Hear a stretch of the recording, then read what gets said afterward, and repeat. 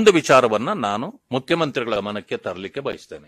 Contract association ಅವರು 40% BJP ಸರ್ಕಾರ ವಸೂಲಿ ಮಾಡ್ತಿದೆ ಅಂತ ಹೇಳಿ ಆಪಾದನೆ ಮಾಡಿದ್ರಲ್ಲ, ಅದನ್ನ ಅವರು ಪ್ರೂವ್ ಮಾಡಿದ್ರ ಅಥವಾ ನೀವು ಚುನಾವಣೆ ಸಬ್ಜೆಕ್ಟ್ ಆಗಿ ಮಾಡಿಕೊಂಡಿದ್ರ, ಮುಖ್ಯ ವಿಷಯವಾಗಿ ಮಾಡಿಕೊಂಡಿದ್ರಲ್ಲ, ಇದುವರೆಗೂ ನೀವು ಅದನ್ನ ಪ್ರೂವ್ ಮಾಡ್ಲಿಕ್ಕೆ ನಿಮಗಾಯ್ತಾ?